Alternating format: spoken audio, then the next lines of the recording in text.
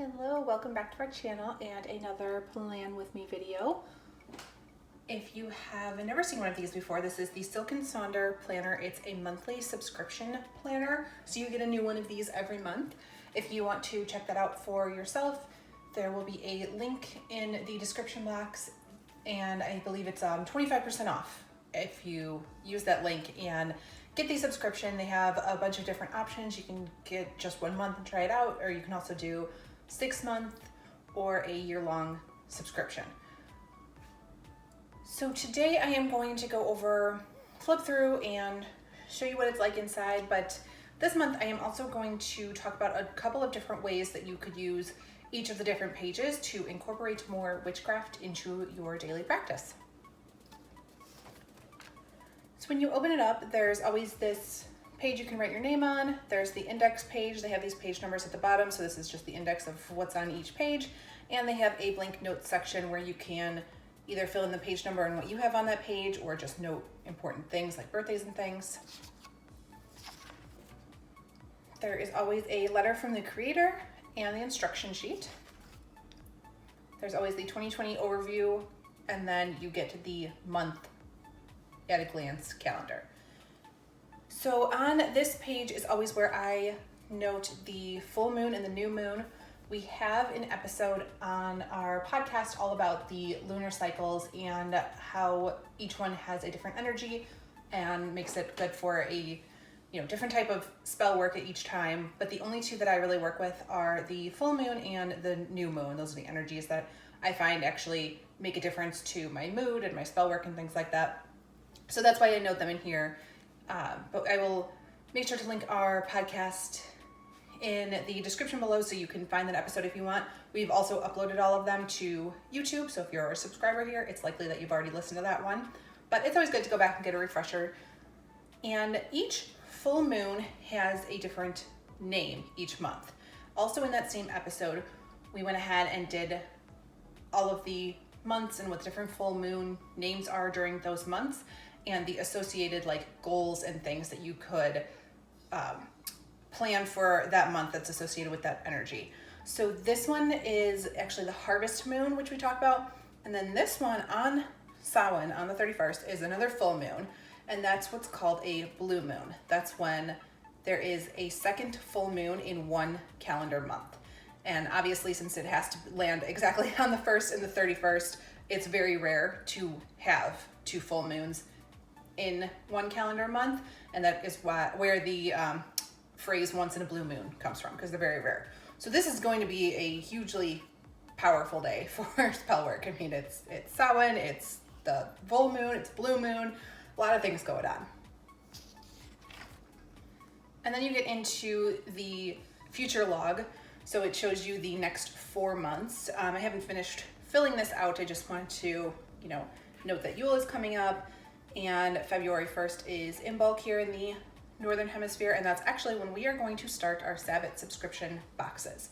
Those are going to come out every Sabbat in 2021, starting with in bulk. They'll get actually mailed out around January 15th, and those will be available on Etsy, but we're going to have a whole other video coming out explaining to you how much they're going to be and what's included in each box, and all of that good stuff is coming. So if you are interested in those subscription boxes, stay tuned. There's always a reflection page to go over the last month. And then there's always this intentions page. It is meant to be a goal setting page for these 6 different categories of your life that they have here. They have spiritual health, personal life, physical health, key relationships, money management, and professional goals. So you can definitely use it as a goal setting page and just set a goal or a couple of goals in each of those different areas. But a way that you can incorporate a little more witchcraft, which I've done, is to pull a tarot card or an oracle card for each of these sections and then work with that in a couple of different ways. I have pulled a card to see, what's coming in each of these different sections, and I have set a goal accordingly. So if I pull something for physical health, that's, a generally negative card or telling me that hard things are coming in that section, I may just set an easier goal or no goal at all related to that. Another way that I have used this section in pulling those cards is to just make it sort of a journal section where I pull the card and see what it says, and otherwise just leave it blank and not set a goal, but come back at the end of the month and see if that card was accurate. It's just a good way to sort of track how I'm doing and seeing how accurate my readings have been, if that really, lined up to what happened over the month. So there are a couple of different ways that you can incorporate divination in each of these categories. Then they have the moon tracker and the habit tracker. The habit tracker always looks like this. The mood tracker, they do a couple of different layouts for it. You can definitely just write in the moods up here, happy, sad, angry, joyful, productive, anything like that, and just track your moods like that. You can also use it as I did last month. I was getting really bad headaches and couldn't figure out why, so I was tracking those days to see when my headaches were getting worse and whether they were related to something I did that day, whether it was allergies from outside or exercise or my diet or something like that. So that was nice to get all of that information. You can definitely use it to track your spell work as well. Maybe just give it 1 through 6 and rank how you're feeling that day and see if that affected your practice and how your moods corresponded with the different days of the week or the different moon cycles. We also have an episode on our podcast about the days of the week, and we talked about how Tuesdays are tougher for us, but each day is associated with sort of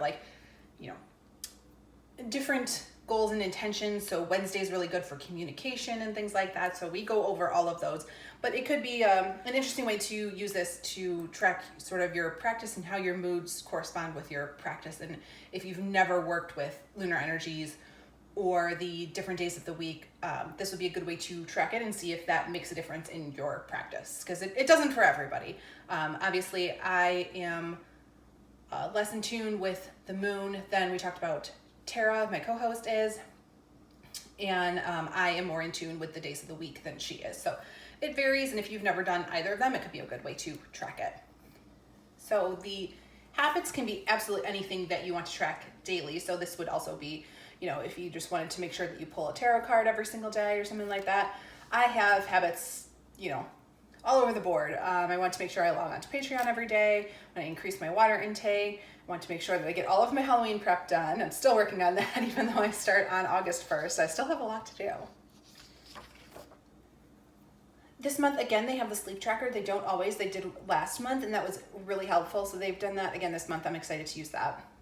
And then they have this log. The theme changes every month. This month, it is obviously peace and tranquility. Every day, write down one thing that brought you peace or calmness. So I have done it before where I do follow that log and write down, one thing according to the prompt every single day. But you could also use this to track tarot or oracle cards if you pull one every day, just to see any patterns, if there are any cards that you kept pulling throughout the month, and just to go back and see how accurate you are. That's a good way to sort of hone your skills. And then we get into this journaling. They always have 4 little prompts related to the month's theme for you to sort of work through your feelings. Here they have the self-care bingo. So this is a lot of fun. They have things like read a book, exercise, make pumpkin bread, soup, light candles. And they're actually doing a giveaway. So if you get bingo on here, you can share your photo with them. And then with your subscription next month, you could win some self-care items. So that's a lot of fun, but it's just fun to check them off anyway, because there's a lot of great things on that list. This page is the Wheel of the Life. They have another one that they don't do every month, but they have done before.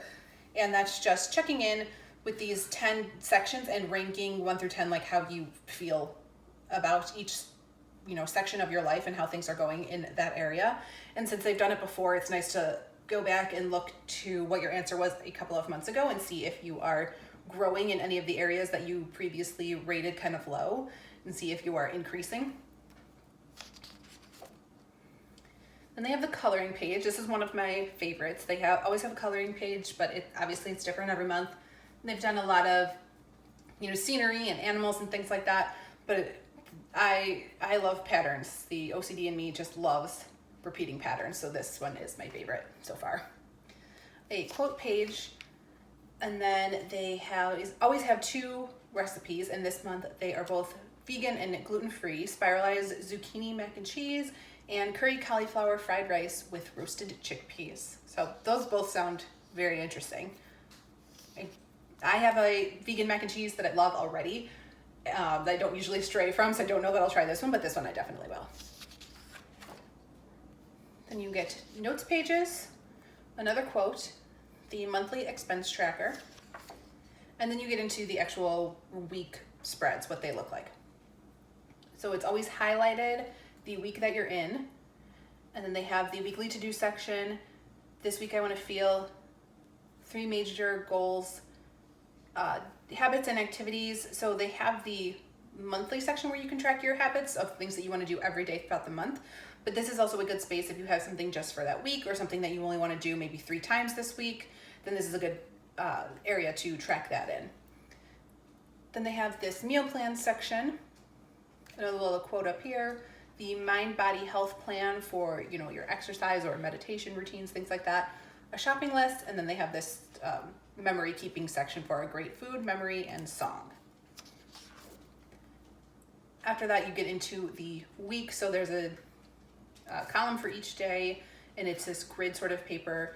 There's a one thing section up here to track just about anything. Again, you can use it to track your tarot card or oracle card pull. You can, plan your spell work this way if you're associating, doing something on the full moon on this day, to put that up there, whatever your ritual is going to be. There's also space to track the weather, and then this grid space to do however you want. If you want to just, make one long to-do list, or if you want to break it up hourly to section off. So I like that it's this blank space and you can really turn it into whatever you need to. And then there is a water tracker at the bottom. And then you get more notes pages. And these are great. Again, this is these little page numbers at the bottom, so you can go back to that front page and put them here if you ever want to come back to it. So if you're using those notes pages to sort of track your spell work, writing things out, and you want to, after October is over, put this on your shelf and then come back to it in a couple of months, this is a great, place for you to list out what exactly is in here and what you put on these notes pages, so you can reference back to it. And then you go right back into the next week, so it's highlighted for what week you're in, and that just repeats until the end of the month, and then at the very end it is a couple more notes pages, and that's it. So hopefully that gave you a good overview of what the Silk and Sonder planner looks like. I really enjoy getting a fresh start every month. I know a lot of you do too, and a lot of you are also using it to sort of track your witchcraft practice and make sure you incorporate a little more witchiness into your everyday life. So if you have any other specific ways that you use this planner along with your practice, definitely let us know in the comments. We love talking to you. And if you want even more content from us, we do have a Patreon channel that will be linked in the description that we update regularly 2 or 3 times a week. We're on there with new content, exclusive content just for Patreon, and that's $5 a month. So hopefully you will join us over there. And if you are already a patron, thank you so much for subscribing. We greatly appreciate your support, and you are the reason that videos like this are possible, so thank you. And that is all we have for this month. We will see you for November.